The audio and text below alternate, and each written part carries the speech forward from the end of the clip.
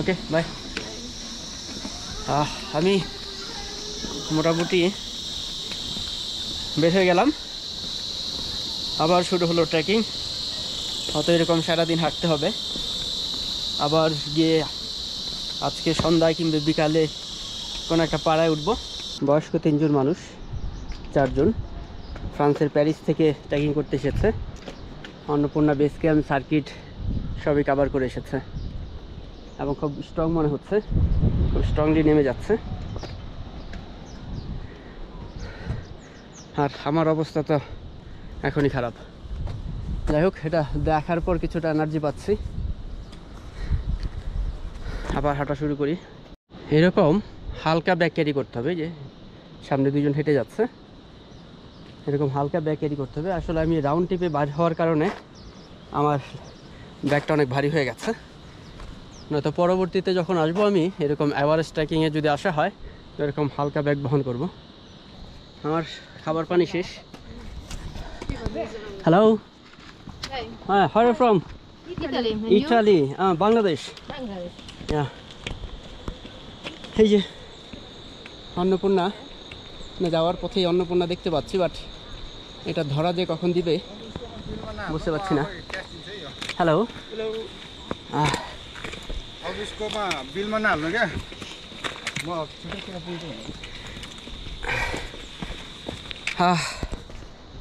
এরকম পথ দিয়ে শুধু উঠেই যাচ্ছি, প্রায় 2 ঘন্টা হলো।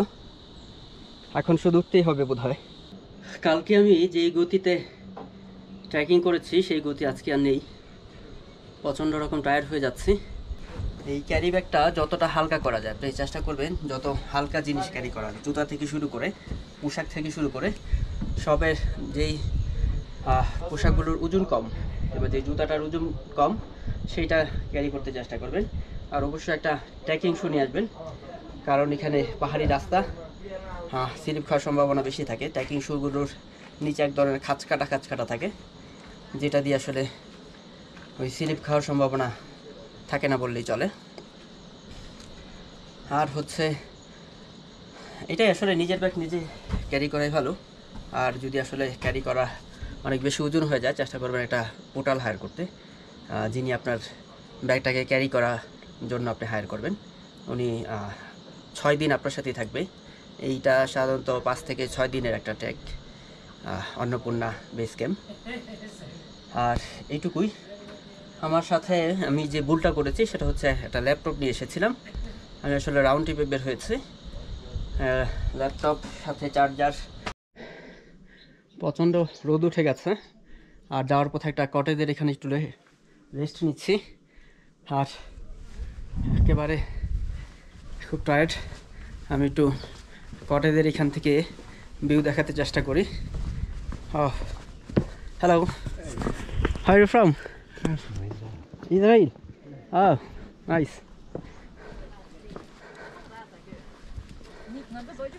আর এটা হচ্ছে এই জায়গাটা সুন্দর। এখানে বেশ কিছু রুম আছে। এখানে বসে বিকালবেলা 1 কাপ কফি খেতে পারলে, আর ঠিক এখান থেকে দেখা যাচ্ছে অন্নপূর্ণা।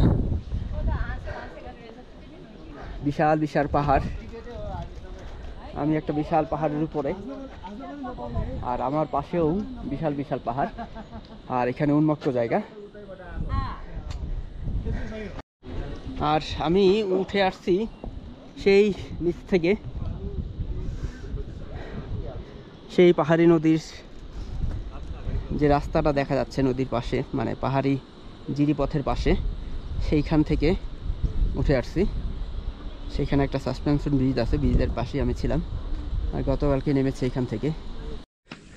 রাস্তার মধ্যে খুব চমৎকার একটা হোটেল, একেবারে ফুল টুল দিয়ে সাজানো, নিচে এবং দোতলায় বেশ কিছু রুম আছে।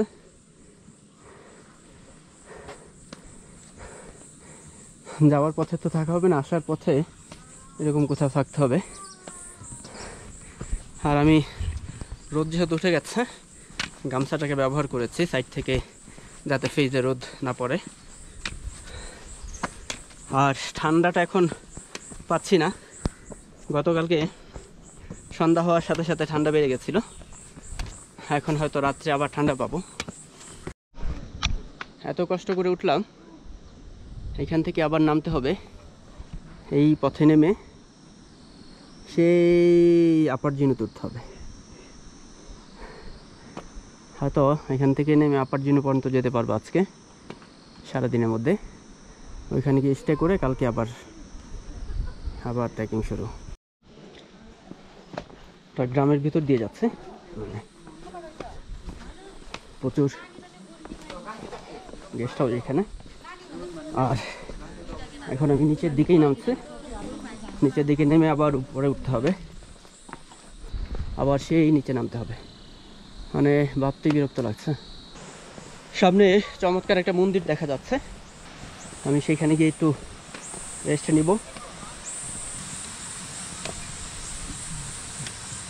পাহাড় মানে হচ্ছে কষ্ট, পাহাড় মানে হচ্ছে শান্তি। লাইফে প্রত্যেকের একবার করে এরকম একটা ট্রেকিং আসা দরকার। আমি এইখান থেকে হাত মুখ ধুয়ে ফ্রেশ হয়ে নিব। আর এখানে একটা ছোট্ট একটা ওয়াটারফল আছে, চমৎকার একটা শব্দ হচ্ছে। আর এখানে ফ্রেশ পানির ব্যবস্থা আছে, মানে ওয়াটারফল, ঝর্ণার যে পানি, সেইখান থেকেই হাত মুখ ধুয়ে নিব। আর ওয়াটারফলের পানিটা দিক দিয়ে চলে যাচ্ছে, এখানে একটা টেম্পলের মতো আছে। আমি এখান থেকে একটু ফ্রেশ হয়ে নেই।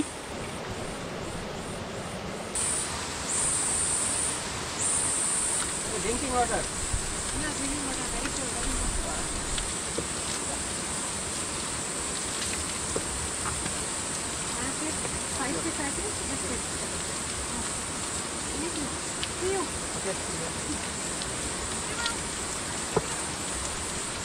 একেবারে ফ্রেশ ওয়াটার খাবার জন্য নিয়ে নিলাম।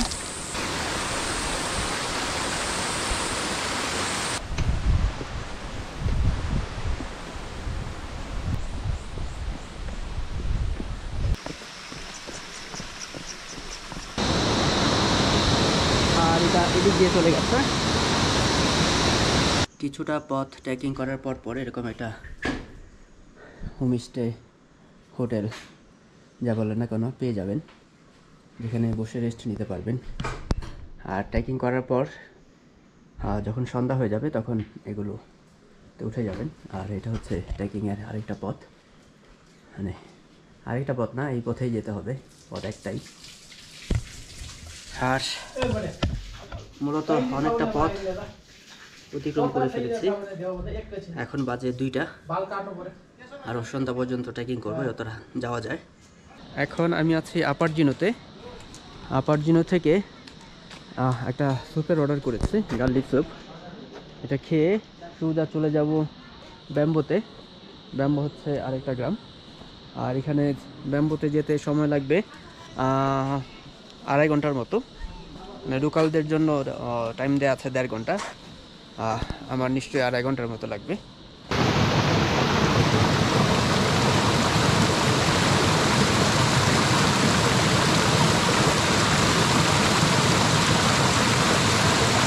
এটা হচ্ছে অন্নপূর্ণাতে ব্যাম্বো গ্রাম যাওয়ার পথেই এই ওয়াটারফলটা। আর এটা পানি যথেষ্ট ঠান্ডা, মনে হচ্ছে বরফ গলা পানি।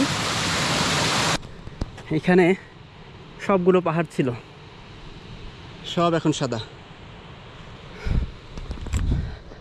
আর আমার এখনও ঘন্টাখানিক লাগবে ব্যাম্বো ভিলেজ পৌঁছাতে। এখন শুধু নামতে হবে। ব্যাম্বো ভিলেজের দিকে যাচ্ছে, এটা ভিলেজটা হচ্ছে নিচের দিকে। আর ঠান্ডা ঠান্ডা একটা ফিল আসতেছে এখন, যেহেতু সন্ধ্যা হয়ে গেছে। গতকালকেও তাই পেয়েছিলাম, তার উপর আবার সব মেঘে ডেকে গেছে।